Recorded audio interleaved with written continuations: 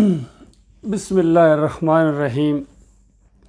आज मैंने एक फजलुर रहमान साहब का इंटरव्यू या कोई प्रेस कॉन्फ्रेंस थी वो मैंने सुनी है, और हैरत है कि ये आलम दीन किस कदर यानी दीन से नावाकिफ़ है, और पूरी दुनिया को और ख़ासकर मुसलमानों को और पाकिस्तानियों को किस कदर ये उंगलियों पर नचा रहा है। और मैंने पूरी तरह महसूस किया है कि अनकरीब ये बहुत ज़्यादा खून खराबा करेगा कौम के अंदर, और इसको कोई परवाह नहीं है। अपने ज़ाती मफादात के लिए ये किसी हद तक जाने के लिए तैयार है, और आवाम को किस तरह मुश्तिल कर रहा है, और आपस में लड़ाने के लिए ये पार्टियाँ और फिर ख़ास कर जो अफवाज पाकिस्तान के ख़िलाफ़ जिस अंदाज से ये गुफ्तगू कर रहे हैं, और अवाम को काफ़ी हद तक इन्होंने मुतनफ़र कर दिया, और पूरी एक इन्होंने फ़ौज अपनी तैयार की हुई है, डंडा बरदार फ़ौज, और पूरी तरह यूनिफॉर्म, और पूरी तरह मैंने वो एक दफ़ा इनकी परेड भी देखी, पूरी नकल उतारी है इन्होंने आर्मी चीफ़ की और अफवाज पाकिस्तान की, और फिर उसको उन्होंने इस्तेमाल भी किया है। तो कबल इसके मैं उसके ऊपर तबसरा करूं, पहले ये एक वीडियो छोटा सा देखें किस तरह ये अफवाज पाकिस्तान की तौहीन कर रहे हैं और किस तरह आवाम के दिलों में नफ़रत पैदा कर रहे हैं। पहले ये सुनिए और फिर इसके ऊपर मैं इंशाअल्लाह तबसरा करने की कोशिश करूँगा। इन सारे नुकसानात का असल जिम्मेदार कौन? लेकिन कहते हमारा नाम मत लो। ये देखिए, तो जो सियासी आदमी है उसको तनकीद का निशाना बनाओ ना, हमारा नाम नहीं लेना। तो मैंने कहा फिर तो हमारी हालत, वो किसी मौलवी साहब ने मसला बयान किया मोहल्ले में कि बीवी जो है वो कभी भी अपने खावन को नाम से न पुकारे। अब वो नमाज पढ़ रही थी और उसके खावन का नाम था रहमतुल्लाह। तो सलाम फेरे, अस्सलाम वालेकुम निके दाबा, अस्सलाम वालेकुम निके दाबा। खावन का तो नाम लेना नहीं था, तो अब हम भी जनाब नाम नहीं ले सकते।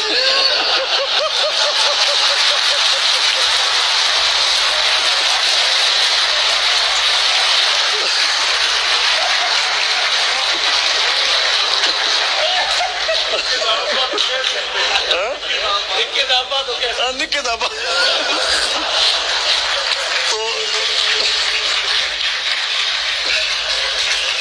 तो ये जो हमारे मुल्क में निके दाबा है,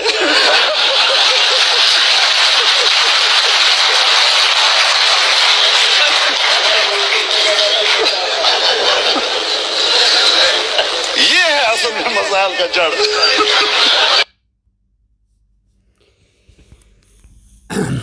ये देखा आपने इस वीडियो के अंदर इनके बयान के ऊपर जो एक पोस्ट बनी हुई है, उसमें कार्टून की शक्ल में आर्मी चीफ़ के हाथ में ये बैट है और पीछे इमरान खान साहब खेल रहे हैं, और बैट को आर्मी चीफ़ ने पकड़ा हुआ है, और ये गोया साबित कर रहे हैं कि ये सारे मुल्क के अंदर जो फसाद की जड़ है वो ये आर्मी, और उसको फिर ये निके दा अब्बा कह रहे हैं। अब मैं आपको बताता हूँ कि इस सारे सिस्टम की, सारी गुमराहियों की और सारी अफरा तफरी की फसाद की जड़ क्या चीज़ है।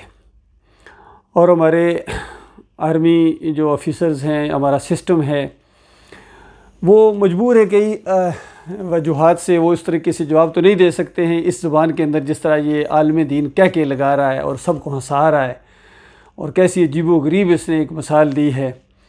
तो मैं इसका जवाब देने की कोशिश करूँगा, क्योंकि मैं ख़ुद आर्मी अफसर हूँ। 7 पंजाब रेजिमेंट से मेरा तल्लुक़ है।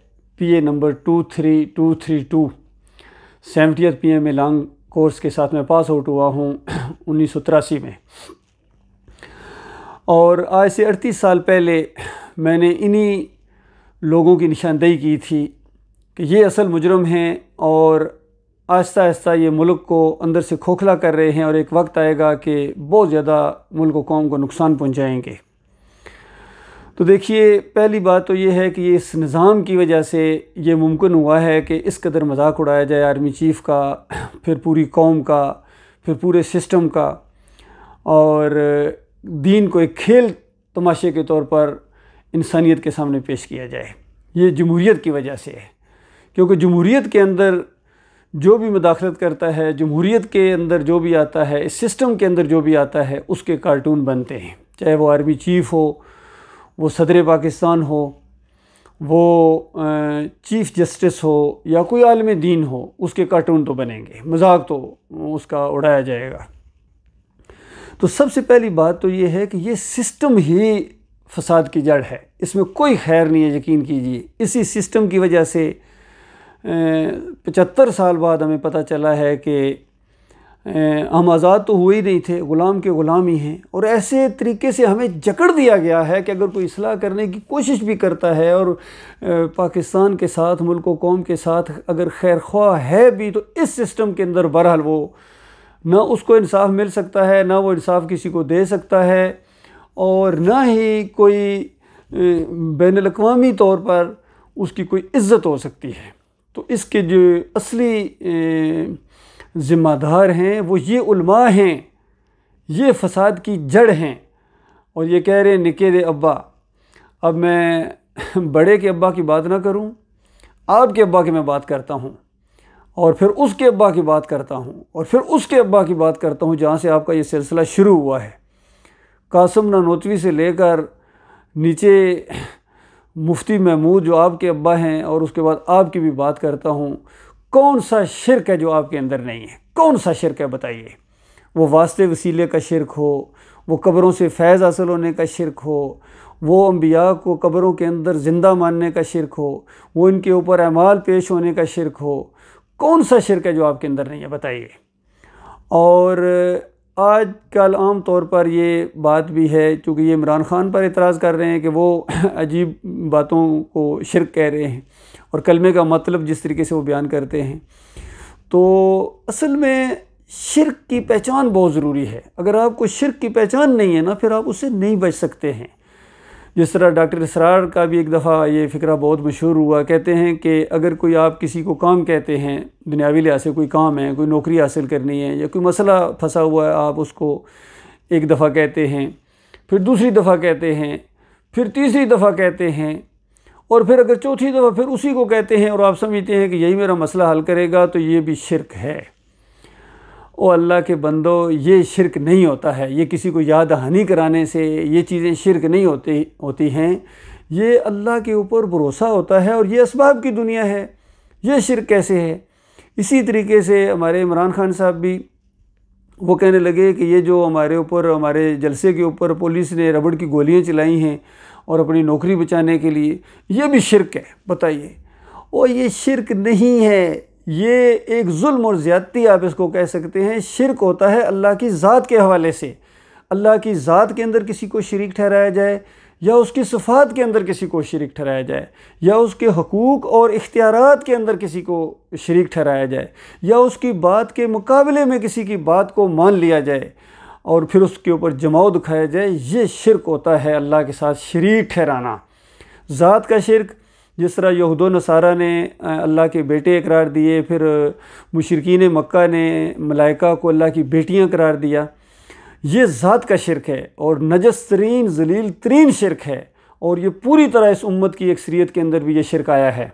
ये जो नबी अलैहिस्सलाम को अल्लाह की ज़ात के अंदर शरीक ठहराया जाता है, नूर में नूर अल्लाह के अकीदे के साथ, कि अल्लाह के नूर में से नूर जुदा, पहले इनको अल्लाह को नूर बनाना पड़ा इस शिरक को साबित करने के लिए।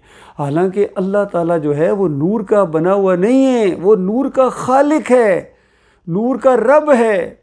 सूरह अल अनाम की पहली आयत पढ़ो, जिसमें अल्लाह ताला फरमाता है वो बहुत ही बुलंद व बाला वो ज़ात है जिसने खलक अस्समावात वल अर्ज़ व जालत ज़ुल्मात व नूर।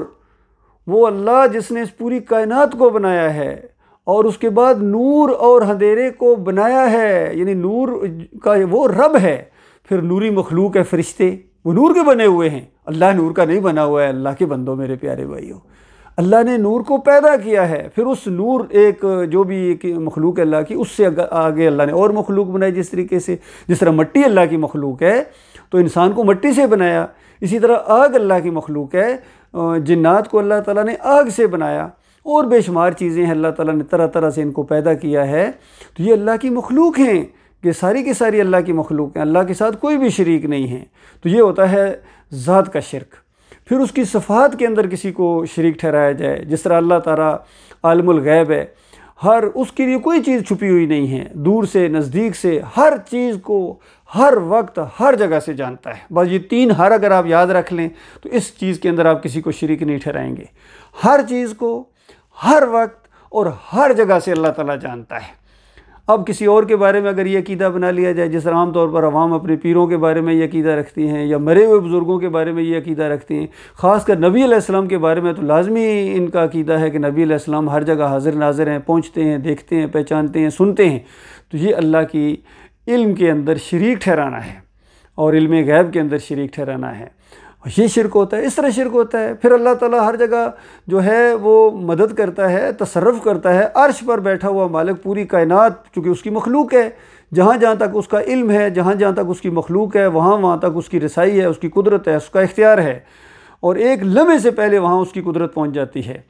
तो अगर किसी और के बारे में ये अकीदा रख लिया जाए कि ये मुश्किल कशा हैं, ये हाजत रवा हैं, पुकारो अली रज़ी अल्लाह तआला को या नबी अलैहिस्सलाम को, या ये कहते हैं अब्दुल कादिर जिलानी को, हर जगह पहुंच जाते हैं, तो ये अल्लाह ताला की सिफ़त के अंदर शरीक ठहराना है।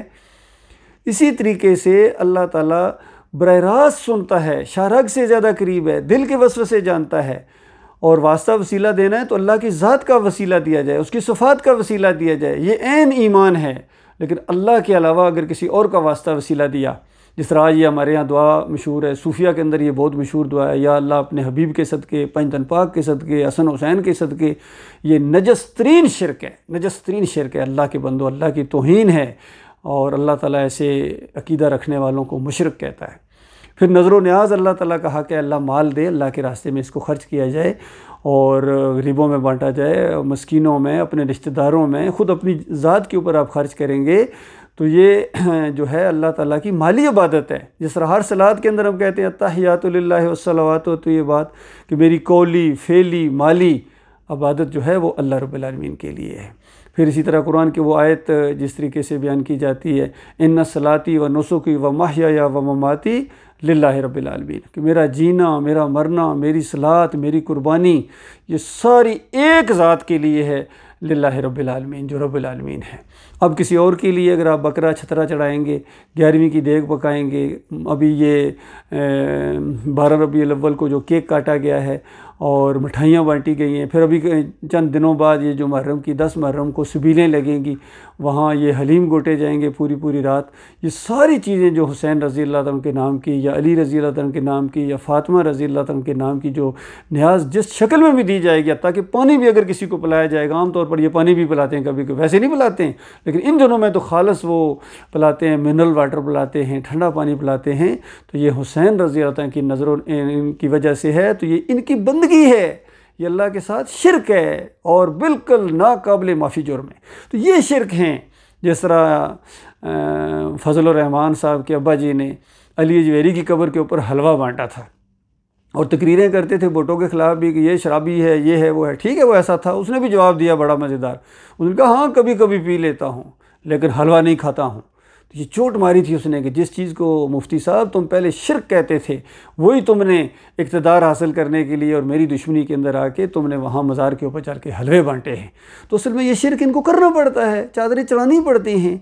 इसी तरह तारिक जमील है, कितनी ये कब्रों के ऊपर इन्होंने हाज़िरियाँ दी हैं, वहाँ जाके चादरें चढ़ाई हैं और वहाँ दुआएं मांगते हैं, वास्ते वसीले के साथ दुआएं मांगते हैं। फिर हमारे इमरान खान साहब इनको दुआ के लिए कहते हैं। तो अल्लाह के बंदों, जो शिरक करने वाला उसकी दुआ तो रद्द जाती है और अल्लाह ताला शदीद नफ़रत करता है शिरक से। तो ये पूरे सिलसिले इनके देवबंद के कासिम ननोतवी से लेकर ये आज तक नीचे तक ये सारे के सारे तबलीगी जमात फ़ज़ाइल अमाल शिरक से भरी हुई ये किताब है। और ख़ास कर इनकी जो इनका मंशूर है अकायदे उलमाए देवबंद, ये आप पढ़ लीजिए। पता नहीं 60 से ज़्यादा मदरसों की जो स्टैंपें हैं इसके ऊपर और उलमा ने इसके ऊपर तस्दीक की है, दस्तखत किए हैं, जिसमें अशरफ अली थानवी हैं और मोटे मोटे सारे उलमा के इन्होंने दस्तखत कराए हैं इन्होंने, और कासिम नानोतवी से लेकर नीचे तक सबका ये अक़ीदा है, हर एक के साथ ये अक़ीदा है, हमारा और हमारे बुज़ुर्गों का ये अक़ीदा है। कब्रों से फैज़ हासिल होता है, कब्र वाले के वसीले से दुआ मांगी जाए तो कबूल होती है। हत्ता कि यहाँ तक इन्होंने लिख दिया कि नबी अलैहिस्सलाम के जिस्म के साथ जो मिट्टी लगी हुई है, बैतुल्लाह तो कोई चीज़ ही नहीं, अर्श और कुर्सी से ज़्यादा अफजल है। अल्लाह के बंदो गौर करो, इससे ज़्यादा किसी इंसान ने या किसी जमात ने इस ज़मीन के ऊपर अल्लाह के साथ छेड़ नहीं की है, अल्लाह का मजाक नहीं उड़ाया है, जिस तरह फजल रहमान के अकाबरीन ने और इसकी जमात ने और इस देवबंद ने अल्लाह का मजाक उड़ाया और शिरक के साथ इन्होंने पूरी दुनिया के अंदर ये फैला दिया। बरेलवी आला हज़रत और ये अबू अला सारे के सारे इसी के अंदर हैं। अभी देखिए जिस तरह जमात इस्लामी, इनकी किताबें भी उठा कर देखिए, रसाइल मसाइल उठा कर देखिए।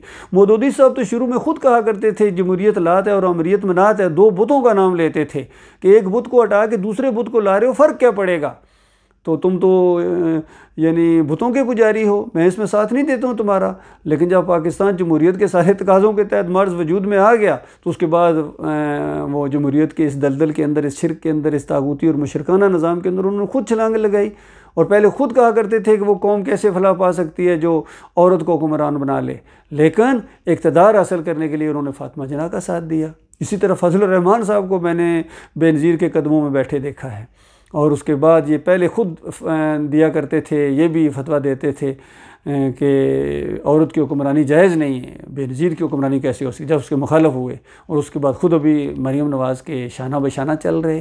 तो अल्लाह के बंदो, ये हैं सारे, ये असल मुजरम हैं, इस कौम के मुजरम हैं, दीन के मुजरम हैं। जब तक इनकी आँखों के अंदर आँखें मिला के इनका पूरा पोस्टमार्टम न किया कर दिया जाए, कोई खैर नहीं आ सकती है। ये बुराई के महवर हैं, इन्हीं के मदरसों से बुराई निकलती है। जितने इनके मदरसे हैं ये शिरक और कुफ्र का गढ़ हैं।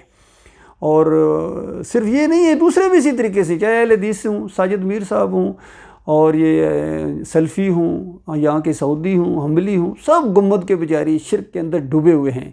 तो अल्लाह के बंदो, ईमान खालिस करो, और सही मानों में अगर अपनी आखिरत के तुम कुछ खैर ख्वाह हो। इमरान खान साहब ने जिस तरह इनको कहा था कि अब हम 70 के करीब हैं, क्या अब भी वक्त नहीं आया कि अपनी आखिरत बनाई जाए अपनी? और कहते हैं मुझे तुम्हारी आखिरत की फ़िक्र है। इमरान खान साहब कहते हैं मुझे तुम्हारी आखिरत की फ़िक्र है, फजल रहमान को कह रहे हैं, अपनी आखिरत की उनको कोई फ़िक्र नहीं है। यहाँ मैंने खुद देखा बाजू के ऊपर या अली मदद का पट्टा बंधवाते हुए, फिर वो जो गन शकर जिसको कहते हैं, वहाँ मज़ार के ऊपर सजदा रेज़ होते मैंने इनको खुद देखा है। फिर वहाँ जन्नती दरवाज़ा लगाया हुआ कि इस दरवाजे से जो गुजर जाएगा वो जन्नत में चला जाएगा, अंदाज़ा लगाया। इनका दिमाग देखो इन सरफेरों का, ये बनाएंगे मदीना रियासत, ये सब मिल के इनके एक ही यकीन कि ये सब एक हैं, अंदाज़ इनके मुख्तलिफ हैं और नाम इनके मुख्तलिफ हैं, लेकिन तरीक़ाकार इनका सब का एक ही है कि वो काम नहीं करना है जो अल्लाह और अल्लाह के रसूल सल्लल्लाहु अलैहि वसल्लम की तालीमात हैं, और इन्होंने वो करना है जो इनके अकाबरीन ने इनको सिखाया है। तो अल्लाह के बंदो, ये चंद दिनों का मामला है। ये फ़ौज की जब कहीं ये तौहीन इस अंदाज से होती है, मुझे बड़ी तकलीफ़ होती है। अभी कल परसों की जो ख़बरें थी कि हमारे आर्मी चीफ ने वहाँ किसी को अमेरिका में किसी एक आम आदमी को, यानी छोटे अफसर को फ़ोन किया कि हमारा कर्ज़ा मंजूर करो। मुझे बड़ी शर्म आई, यकीन कीजिए। आर्मी चीफ का ये काम नहीं है कि कर्ज़ों के इन चक्करों में पड़े। जो हुकूमत क्या कर रही है, बस वो तो लूट मार का एक बाजार घर में इतने अरबों खरबों के मकरूज़ कर दिया पाकिस्तान को, अल्लाह के बंदो। और जहाँ कहीं बातचीत होती है सख्त शर्म आती है। हालांकि पाकिस्तान को अगर लिया गया था, पाकिस्तान का मतलब क्या, ला इलाहा इल्लल्लाह, कि अल्लाह के अलावा कोई माबूद नहीं। उस वक्त भी वो ला इलाहा इल्लल्लाह का मानी नहीं जानते थे। अभी इमरान खान साहब दोबारा इसको दोहरा रहे, माना इनको भी मालूम नहीं है, बस इतनी बात तर्जमा कर देते हैं कि अल्लाह के अलावा कोई खुदा नहीं है जी। तो भाई कौन कहता है अल्लाह के अलावा कोई खुदा है? आप कहो अल्लाह के अलावा कोई दाता नहीं है, यानी जब ला इलाहा इल्लल्लाह कहोगे तो बाटी वाले की छुट्टी है। फिर कहो ला इलाहा इल्लल्लाह का मतलब यह है कि अल्लाह के अलावा कोई मुश्किल कशा नहीं है, तो अली रज़ी अल्लाह तआला की मुश्किल कशाई ख़त्म, छुट्टी, फ़ारग। मुश्किल कशा तो अल्लाह को कह दिया, इसी तरह खोटी खरी करने वाला अल्लाह है, बर इमाम फ़ारग। और इसी तरह फरियादों को सुनने वाला जो है वो अल्लाह है। अब्दुल कादिर जिलानी की गौसियत की चमड़ी उतर गई और इनकी 11वीं 12वीं इनके मज़ार सारे ज़मीन बोस हो जाएंगे जब ला इलाहा इल्लल्लाह की ज़रब लगाई जाएगी। तो ला इलाहा इल्लल्लाह का मानी समझने की कोशिश करो। जो आप ला इलाहा इल्लल्लाह पढ़ते हैं, साथ शिरक और कुफ्र भी करते हैं और सब कुछ करते हैं, ये वाला ला इलाहा इल्लल्लाह अगर मुशरिकीन मक्का के सामने पेश किया जाता उनको कोई इतराज़ नहीं था। वो तो कहते थे ये उर्स और मेले भी जारी रखो और ये सब कुछ जो कुछ हो रहा है इसको जारी रखो, ला इलाहा इल्लल्लाह पढ़ने के लिए तैयार हैं, 10 कलमे हम पढ़ने के लिए तैयार हैं। तो नबी अलैहिस्सलाम कहते थे नहीं, बस एक ही पढ़ो कि ला इलाहा इल्लल्लाह, अल्लाह के अलावा कोई माबूद नहीं है, और छोड़ दो व तखलाऊना मा ताबुदूना मिन दूनी, और तुम्हारे अबाओ अजदाद जो कुछ करते आ रहे हैं ये छोड़ो। तुम्हारे अबाओ अजदाद ये उर्स और मेले, ये चढ़ावे, ये नज़र न्याज़ें, ये वास्ते वसीले जो कुछ करते आ रहे हैं, बिल्कुल गुमराही थी, वो जहन्नम की आग का ईंधन बन गए, तो उनके पीछे तुम्हारी अब बारी है, लिल्ला रुक जाओ, इस तरह कहा जाता था उनको। और फिर इस तरीके से वो वहाँ से मुखालफतें शुरू हो गई, 2 दफ़ा अबशा हिजरत करना पड़ी है, फिर मदीने हिजरत करना पड़ी है, फिर जंगें हुई हैं, एक तरफ बाप है, एक तरफ बेटा है, एक तरफ एक भाई है, दूसरी तरफ दूसरा भाई है, एक तरफ भांजा है, दूसरी तरफ मामू है, इनकी आपस में रिश्तेदारों की जंग हुई है, कत्ल हुए हैं कितने इसी ईमान के ऊपर कि अल्लाह अकेला माबूद है, या बाबा और काका भी बीच में शामिल हैं, बस इस पे ये झगड़ा था। तो अल्लाह के बंदो आज मौका है, आज मौका है, इन सारे मसलों का एक ही हल है, एक ही हल है, यकीन कीजिए आपके कर्जे चुटकियों में ख़त्म हो जाएंगे, यकीन कीजिए, क्योंकि आपके पास असली दीन मौजूद है। उस आइन की किसी को भी फ़िक्र नहीं है, ना हमारी अदलिया को उस आइन की कोई फ़िक्र है, सबको ये फ़िक्र खाई जाए 73 का आइन जो भुट्टो साहब ने दिया था इसकी खिलाफ वर्जी ना हो जाए, इसकी जो खिलाफ वर्जी करता है वो बागी है, वो है। और अल्लाह के आइन की, कुरान और सही हदीस की खिलाफ वर्जी करके जो अल्लाह के यहाँ आपकी बगावत के मुकदमे दर्ज हो रहे हैं, उसका कभी ख्याल किया आपने? ये सारे बागी हैं, ये फजल रहमान हो, तारिक जमील हो, तकी उस्मानी हो और तारिल कादरी हो, जितने भी ये मसलक हैं ये हों, या जितनी ये पार्टियां हैं इनके लीडर हों, और हमारे जो भी हैं, जो भी ईमान अकीदे से हटा हुआ है वो अल्लाह का बागी है, कलमे का गद्दार है। इसके ऊपर बहुत बड़ा मुकदमा अल्लाह के यहाँ पेश हो जब होगा तो वहाँ कुछ नहीं बन पाएगी। अल्लाह के बंदो लिल्लाह तौबा करो, माफ़ी मांगो अपने मालिक और खालिक के साथ। अल्लाह ताला आपको इसकी तौफीक अता फरमाए। मैं आपका भाई हूँ, मेरा दिल कुड़ता है, मुझे तरस आता है आपके ऊपर, और मुझे पूरी तरह शरह सदर है कि अगर आप ईमान अकीदे की तरफ ना आए। ये जो बात मैं पेश कर रहा हूँ ये मामूली बात नहीं है, ये कलमा है कि ला इलाहा इल्लल्लाह मुहम्मद रसूलुल्लाह, कि अल्लाह के अलावा कोई माबूद नहीं है, कोई दाता, कोई दस्तगीर, कोई मुश्किल कशा हाजत रवा नहीं है, और मोहम्मद रसूलुल्लाह, मोहम्मद सल्लल्लाहु अलैहि वसल्लम अल्लाह के आखिरी रसूल हैं, ख़ातमुन नबीयीन हैं। और जब ख़ातमुन नबीयीन मान के नबी अलैहिस्सलाम का तरीका आपको पसंद नहीं है, सहाबाए किराम का तरीका आपको पसंद नहीं है, आप खुद कहते हैं ये जमहूरियत है, ये बरतानिया से और पता नहीं यूनानियों से और कहाँ से मसाले आप देते हैं कि मैं उनके अंदर रहा हूँ, वहाँ ये जमहूरियत होती है, वहाँ तो यहाँ असली जमहूरियत नहीं है, तो वहाँ ये असली जमहूरियत असली बगावत है, और ये मुशरिकाना निज़ाम है, तागूती निज़ाम है, और सारी परेशानियों का ये जब महवर है ये सिस्टम, और इसके अंदर नाइंसाफ़ी है, जुल्म है, गाली गलोच है, नफ़रतें आपस में, लड़ाई झगड़े हैं, अभी खून खराबा ये होगा, इनके आपस में लड़ाइयाँ होंगी, पाकिस्तान का नुकसान होगा अल्लाह के बंदो, और जो मारा जाएगा सीधा जहन्नम में जाएगा, सीधा आग में जाएगा। याद रखिए, यह आपके कहने से कुछ नहीं होता कि हक़ और बातिल का मामला, हक़ के साथ खड़े हो जाओ। हक़ कौन सा है? जो तो आप कहें वो हक़ है, हक़ और बातिल का मामला नहीं है, सारा निज़ाम बातिल है। ये बातिल कुव्वतें आपस में टकरा रही हैं, ये आपस में बातिल की जंग है, कभी ये जीता कभी वो जीता। क्या इंडिया में वो जमहूरियत के साथ नहीं होता है, कौन सी पार्टियां जीतती हैं, कभी कोई हारती हैं? तो यहाँ भी इसी तरीके से होता है, हर जगह इसी तरीके से। तो यहाँ हक़ और बातिल किधर से आ गया? ये सारा का सारा बातिल है। याद रखिए, दो बातिल आपस में टकराएं तो फतह हक़ की होगी। अंदाज़ा लगाओ कैसा है अजीब व गरीब ये, और मिसालें दे के काफरों मुशरिकों की, और मदीना रियासत बन जाएगी। अल्लाह के बंदो मत फ्रॉड करो अपने साथ और अपनी कौम के साथ, ये सारा वबाल आपके ऊपर पड़ेगा कल क़यामत के दिन। अल्लाह ताला इस बड़े खसारे से आपको बचाए। मैं आपका भाई हूँ, मैं मौलवी नहीं हूँ, मैं पीर नहीं हूँ, और मैं मुसलमान हूँ, सिर्फ़ और सिर्फ मैं मुसलमान। मेरा किसी फ़िरके से कोई तल्लुक़ नहीं है, मेरा किसी सियासी पार्टी से कोई तल्लुक़ नहीं है। सब के ऊपर मुझे तरस आता है, मैं सबको बुलाता हूँ ईमान खालिस की तरफ।